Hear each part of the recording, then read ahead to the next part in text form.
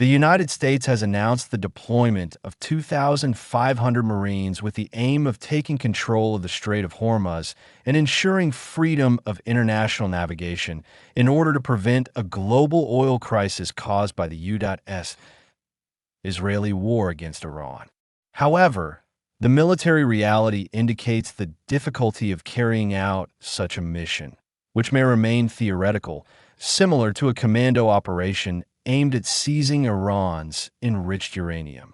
Washington revealed to the Associated Press that about 2,500 U.S. Marine Corps troops belonging to the 31st Marine Expeditionary Unit, along with the amphibious assault ship USS Tripoli, have received orders to deploy to the Middle East, specifically near the Strait of Hormuz, coming from Japanese waters.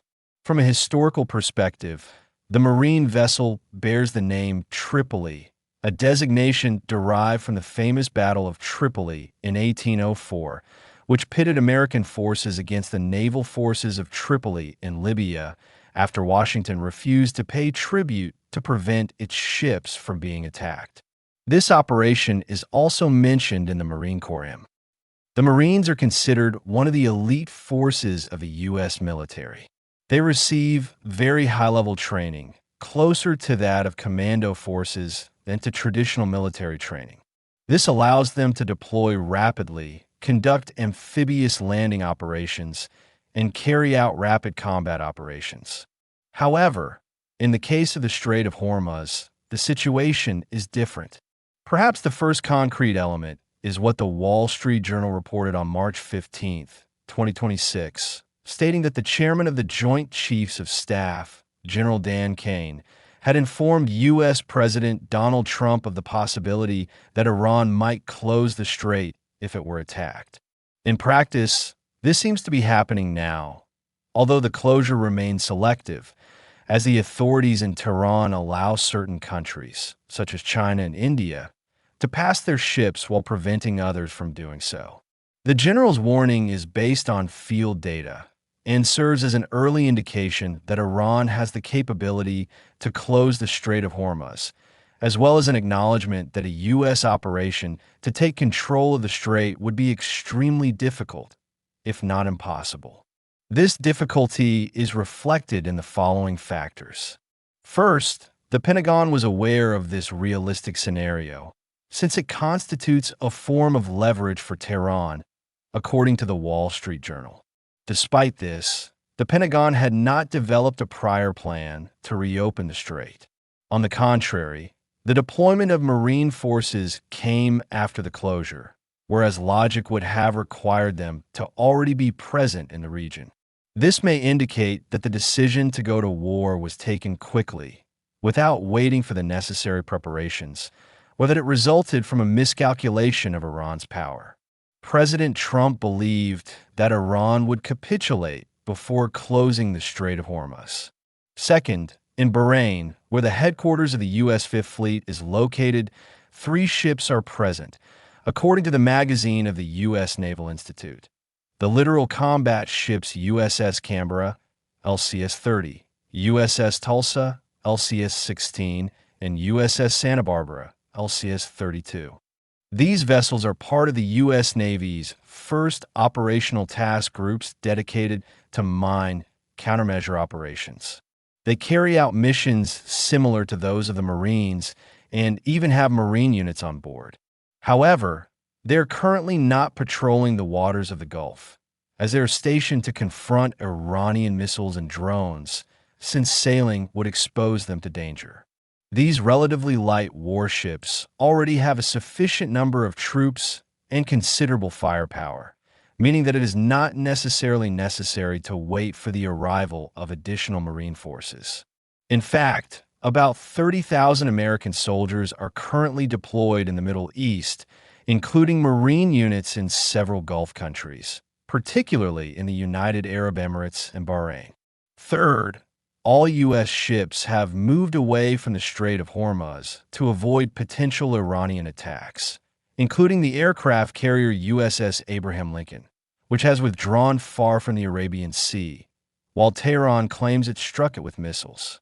Consequently, The entry of the USS Tripoli into the strait would be a difficult operation. Fourth, a ground landing of Marines on Iranian territory would represent a real gamble given the extensive deployment of Iranian military forces.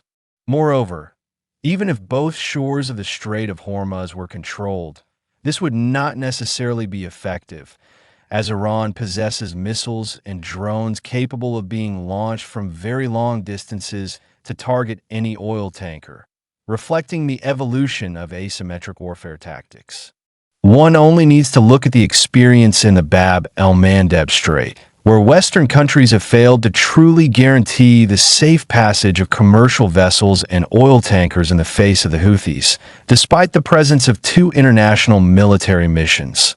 The European mission of spies, led by Germany and France, and the Prosperity Guardian mission, led by the United States and the United Kingdom.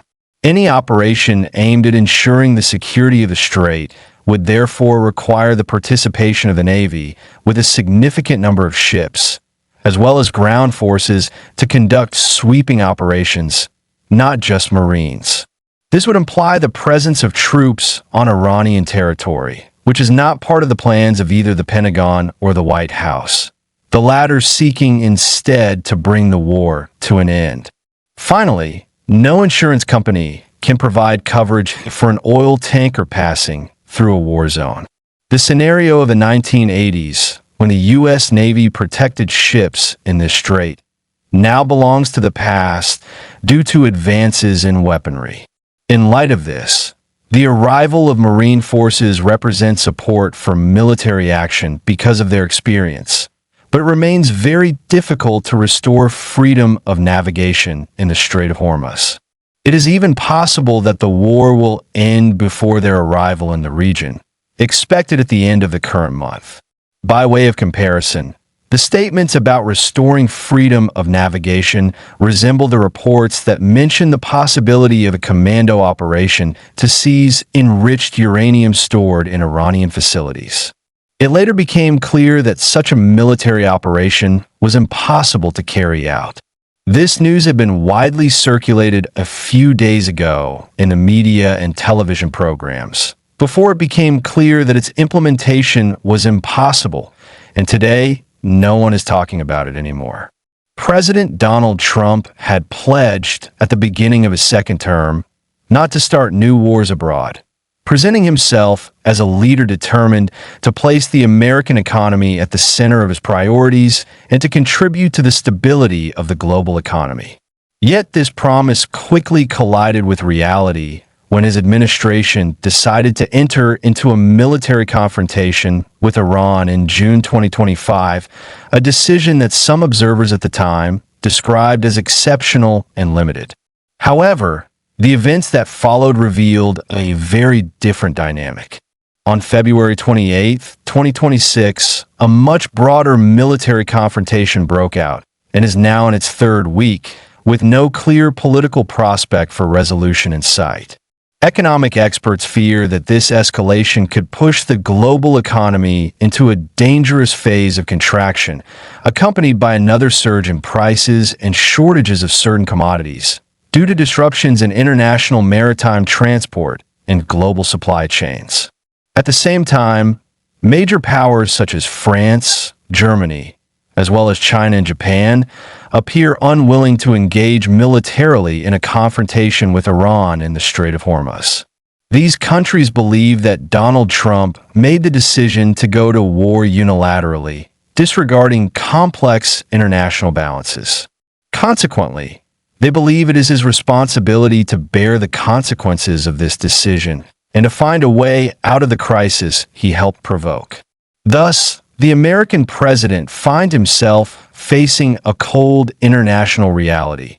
Hesitant allies and major powers that refuse to be drawn into an open confrontation in the Gulf, fearing what some analysts already describe as an Iranian trap. It is clear that military force, even with the intervention of the U.S. Marines, will not be able to resolve the crisis related to the closure of the Strait of Hormuz.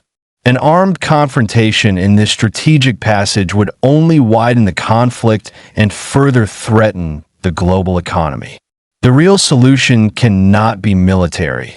It can only come through diplomatic negotiations and political compromise.